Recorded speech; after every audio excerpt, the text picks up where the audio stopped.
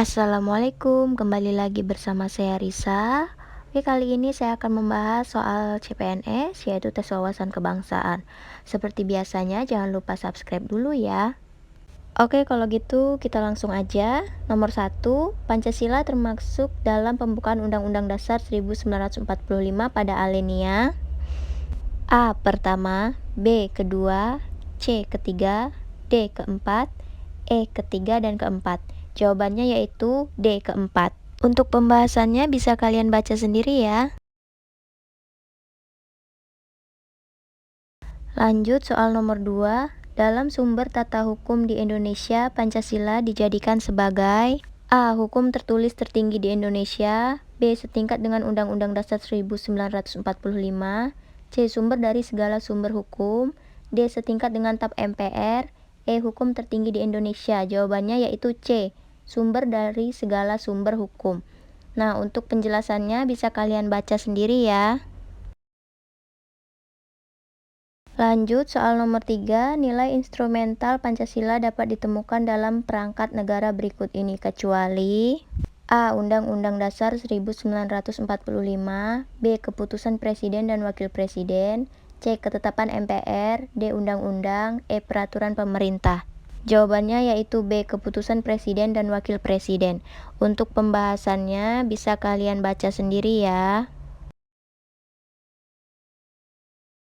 Lanjut soal nomor 4, dalam kitab Sutasoma, istilah Pancasila diartikan sebagai pelaksanaan kesusilaan yang 5, dalam kurung Pancasila Krama, yang isinya sebagai berikut kecuali A. Tidak boleh melakukan kekerasan, B. Tidak boleh mencuri, C. Tidak boleh berbohong, D. Tidak boleh marah, E. Tidak boleh mabuk minuman keras. Jawabannya yaitu D. Tidak boleh marah. Untuk pembahasannya bisa kalian lihat sendiri ya. Lanjut soal nomor 5, ciri khas ideologi Pancasila adalah A. Reaksi terhadap liberalisme dan kapitalisme, B. Reaksi terhadap absolutisme, C. Penghargaan atas HAM, D. Negara hukum, E. Keselarasan, keseimbangan, dan keserasian dalam setiap aspek kehidupan. Jawabannya yaitu E. Keselarasan, keseimbangan, dan keserasian dalam setiap aspek kehidupan. Untuk pembahasannya bisa kalian baca sendiri ya.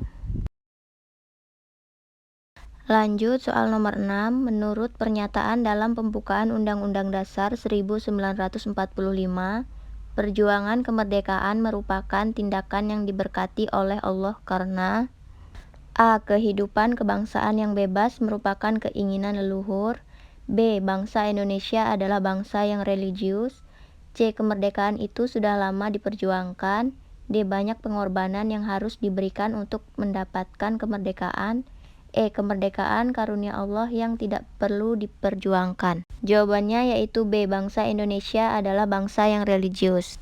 Untuk pembahasannya bisa kalian baca sendiri ya. Oke, lanjut soal nomor 7, Undang-Undang Dasar 1945 sebelum diamandemen menegaskan bahwa kedaulatan diatur di tangan rakyat dan dilakukan sepenuhnya oleh A. Mahkamah Agung, B. Perdana Menteri, C. Presiden, D. Majelis Permusyawaratan Rakyat, E. Dewan Perwakilan Rakyat. Jawabannya yaitu D. Majelis Permusyawaratan Rakyat. Untuk pembahasannya bisa kalian baca sendiri ya. Lanjut soal nomor 8, amandemen kedua Undang-Undang Dasar 1945 mengubah pasal-pasal di bawah ini kecuali A. Pasal 18, B. Pasal 20, C. Pasal 24, D. Pasal 28, E. Pasal 36. Jawabannya yaitu C. Pasal 24. Pembahasannya bisa kalian baca sendiri ya. Lanjut soal nomor 9, setiap warga negara berhak mendapat pendidikan.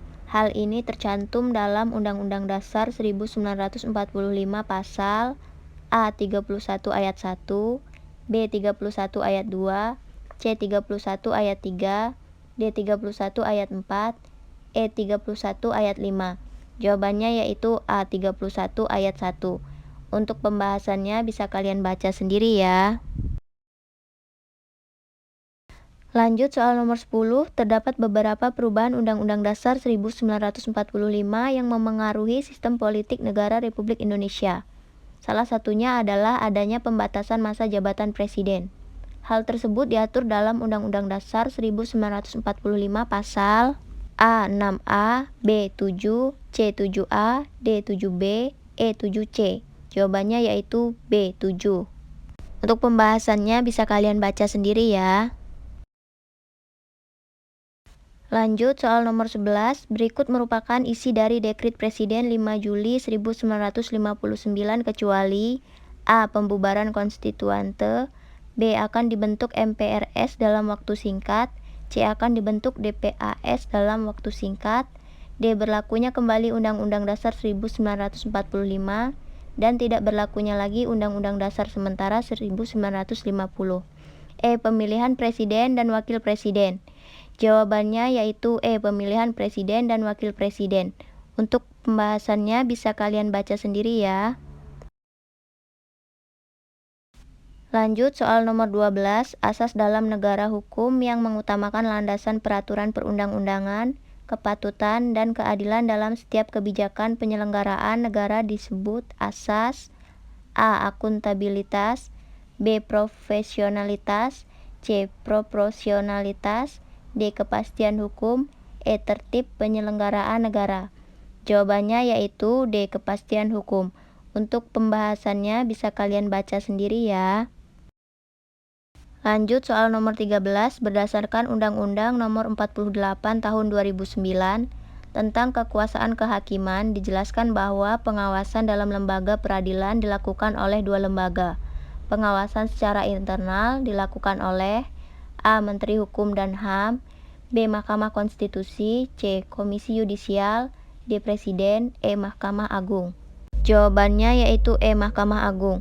Untuk pembahasannya bisa kalian baca sendiri ya. Lanjut soal nomor 14, proses pengadilan didasarkan pada pengaduan dari pihak yang merasa dirugikan atau korban. Merupakan ciri-ciri dari hukum A. Pidana, B. Publik, C. Perdata, D. Jurisprudensi, E. Traktat. Jawabannya yaitu C. Perdata. Untuk pembahasannya bisa kalian baca sendiri ya. Lanjut soal nomor 15, membina persatuan dan kesatuan dihubungkan dengan semboyan Bhinneka Tunggal Ika mengandung makna bahwa A. Dalam bergaul harus dapat menyesuaikan diri, B. Kebudayaan daerah harus terus dilestarikan, C. Dalam pergaulan tidak boleh membedakan suku, D. Kebudayaan masyarakat tidak tergantikan budaya lain, E. Keanekaragaman tak mungkin dipersatukan. Jawabannya yaitu C. Dalam pergaulan tidak boleh membedakan suku. Untuk pembahasannya bisa kalian baca sendiri ya. Lanjut soal nomor 16, hal penting yang perlu diperhatikan dalam pelaksanaan otonomi daerah adalah A. Optimalisasi pemanfaatan kekayaan daerah, B. Pelestarian nilai-nilai tradisional di daerah, C. Perencanaan terpadu pembangunan di daerah, D. Kukuhnya persatuan dan kesatuan bangsa, E. Kebebasan dalam pemerintah. Jawabannya yaitu D. Kukuhnya persatuan dan kesatuan bangsa. Untuk pembahasannya bisa kalian baca sendiri ya. Lanjut soal nomor 17, Badan Pertimbangan Pendidikan Nasional BPPN dibentuk dan anggotanya diangkat oleh Presiden sebagai wujud A. Lembaga pembantu Presiden dalam bidang pendidikan, B. Pengawasan pemerintah dalam mutu pengendalian pendidikan, C. Lembaga non-pemerintah yang bergerak dalam bidang pendidikan, D. Institusi non-departemen dalam perumusan kebijakan pendidikan, E. Lembaga pengawas pendidikan dan kebudayaan. Jawabannya yaitu A. Lembaga pembantu Presiden dalam bidang pendidikan. Untuk pembahasannya bisa kalian baca sendiri ya.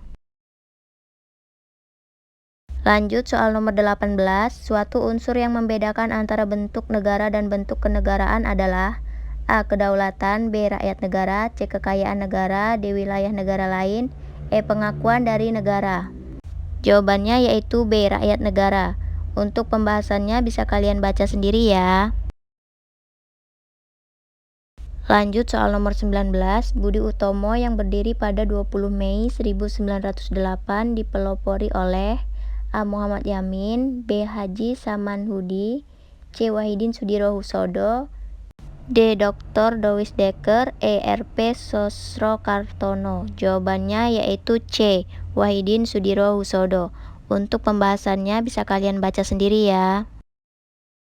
Lanjut soal nomor 20, perjuangan Serikat Islam merupakan pergerakan A. Agama, B. Dagang, C. Sosial, D. Nasional, E. Regional. Jawabannya yaitu B. Dagang. Untuk pembahasannya bisa kalian baca sendiri ya. Lanjut soal nomor 21, BPUPKI membentuk panitia kecil yang beranggotakan 9 orang pada tanggal 22 Juni 1945.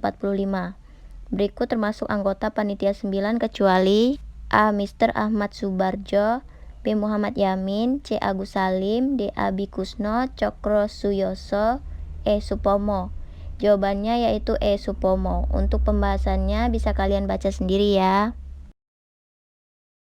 Lanjut soal nomor 22, menurut Konvensi Wina 1969, tahap-tahap perjanjian internasional meliputi A. Perundingan penandatanganan pengesahan, B. Perundingan pengesahan penandatanganan, C. Perundingan ratifikasi penandatanganan, D. Perundingan penandatanganan, E. Penandatanganan pengesahan. Jawabannya yaitu A. Perundingan penandatanganan pengesahan.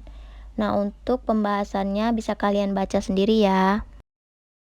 Lanjut soal nomor 23, Indonesia mendukung ASEAN Pacific Economic Cooperation (APEC) karena APEC A. Mendukung peningkatan ekonomi negara-negara ASEAN, B. Mendukung proteksi hasil pertanian negara-negara Asia Pasifik, C. Mengembangkan sistem ekonomi berbasis kerakyatan, D. Mengembangkan kerjasama ekonomi antar negara Asia Pasifik, E. Melibatkan seluruh negara ASEAN. Jawabannya yaitu D. Mengembangkan kerjasama ekonomi antar negara Asia Pasifik. Untuk pembahasannya bisa kalian baca sendiri ya. Lanjut soal nomor 24, pada 3 Agustus 1995, Vietnam dinyatakan sebagai anggota ASEAN. ASEAN mengharapkan Vietnam dapat mengubah corak perekonomiannya yang sosialis komunis menjadi ekonomi A. Industri, B. Pasar, C. Kapitalis, D. Liberalis, E. Terpimpin. Jawabannya yaitu D. Liberalis. Nah, untuk pembahasannya bisa kalian baca sendiri ya.